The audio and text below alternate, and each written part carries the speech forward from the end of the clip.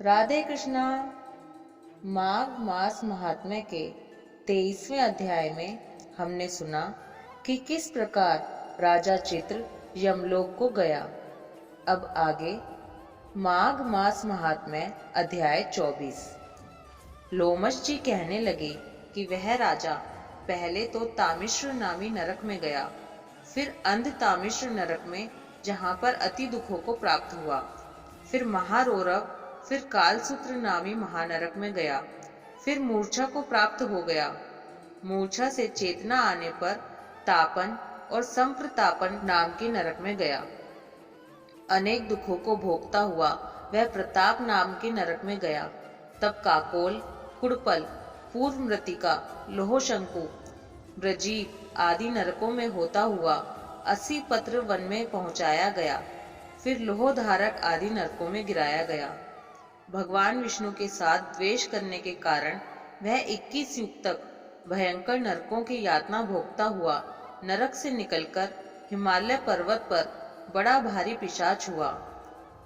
उस वन में वह भूखा और प्यासा फिरता रहा। उसको मेरु पर्वत पर भी कहीं खाने को ना तो भोजन मिला और ना ही पीने को जल। बहुत व्यथा के कारण वह पिशाच घूमता हुआ एक समय प्लूत पस्रवण नाम के वन में जा निकला। बहेड़े के वृक्ष के नीचे वह दुखी होकर हाय मैं मरा, हाय मैं मरा ऐसे शब्द जोर जोर से पुकारने लगा और कहने लगा, भूख से दुखी मेरे इस जन्म का कब अंत होगा। इस पाप रूपी समुद्र में डूबते हुए मुझको कौन सहारा देगा। लोमश जी कहने लगे कि इस प्रकार वेद पाठ करते हुए देवद्युति ने उसके दुख भरे वचनों को सुना और वहां पर एक पिशाच को देखा, जिसकी लाल डरावनी आंखें, दुर्बल शरीर, काले काले ऊपर खड़े बाल, विकराल चेहरा, काला शरीर, लंबी सी जीभ बाहर निकली हुई, लंबे होठ, लंबी जांघें, लंबे लंबे पैर, सूखा चेहरा, आंखों में पड़े गड्ढे वाले पिशाच को देखकर देवद्युति ने उससे पूछा कि तुम कौन हो और ऐसे करुणा से क्यों रोते हो। तुम्हारी यह दशा कैसे हुई और तुम्हारा मैं क्या उपकार करूं।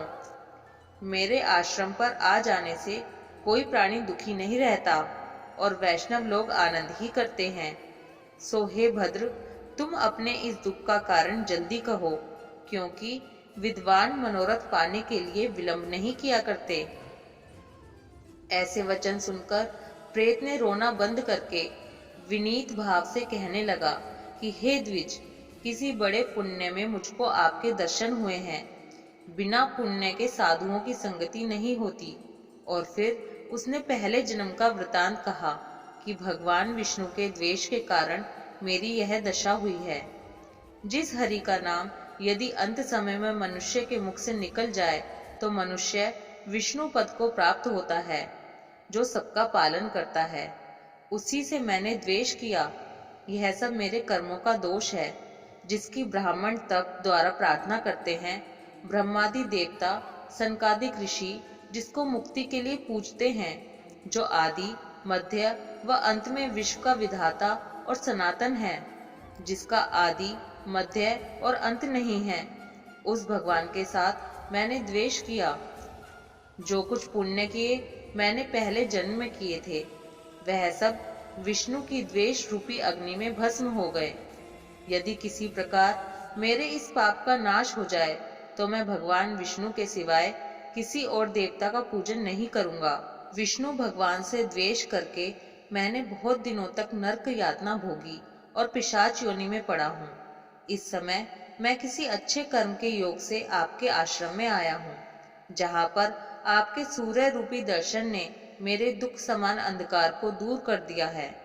अब आप कोई ऐसा उपाय बताइए जिससे मेरी यह पिशाच योनि दूर हो, क्योंकि सज्जन पुरुष उपकार करने में देर नहीं करते हैं। देवद्युति कहने लगे कि यह माया देवता, मनुष्य, असुर सबकी स्मृति को मोहित कर देती है, जिससे धर्म का नाश करने वाला द्वेष उत्पन्न हो जाता है।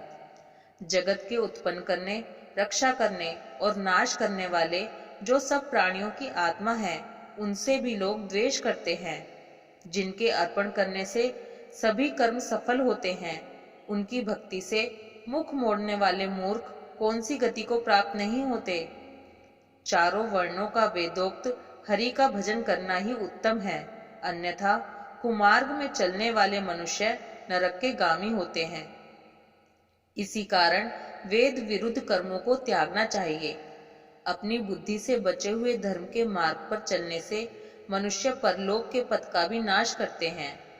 वह वेद, देवता और ब्राह्मणों की निंदा करते हैं। झूठे मन कल्पित शास्त्रों को मानने वाले नरक में जाते हैं। देवाधिदेव विष्णु से विमुख होने वाले नरक में जाते हैं, जैसे द्रविड़ देश का राजा नरक में गया। इस कारण इनकी निंदा नहीं करनी चाहिए और वेद में ना कही गई क्रिया को भी नहीं करना चाहिए। लोमश जी कहने लगे कि ऐसा कहने पर मुनि ने पिशाच को सुमार्ग बतलाया कि माघ मास में तुम प्रयाग में जाकर स्नान करो, उससे तुम्हारी वह पिशाच योनि समाप्त हो जाएगी। माघ मास में प्रयाग में स्नान करने से मनुष्य पहले जन्म के सब पापों से मुक्त हो जाता है। वहां पर स्नान करने से मुक्ति प्राप्त होती है। इससे बढ़कर और कोई प्रायश्चित नहीं। संसार में यह मोक्ष और स्वर्ग का खुला हुआ द्वार है। गंगा और यमुना का संगम त्रिवेणी संसार में सबसे उत्तम तीर्थ है।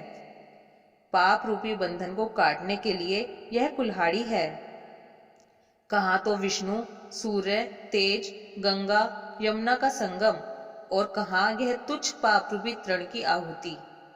जैसे घने अंधकार को दूर करने वाला शरद का चंद्रमा चमकता है, उसी तरह संगम के स्नान से मनुष्य पवित्र हो जाता है।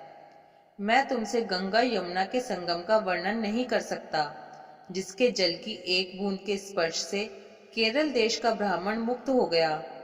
ऋषि के ऐसे वचन सुनकर प्रेत के मन में शांति उत्पन्न हो गई, मानो सब दुखों से छूट गया हो। प्रसन्नता से उसने विनय पूर्वक ऋषि से पूछा। पिशाच ने ऋषि से क्या पूछा, ये हम अध्याय 25 में सुनेंगे। इस प्रकार माघ मास महात्म्य का 24वां अध्याय समाप्त हुआ। ओम माधवाय नमः। राधे कृष्णा।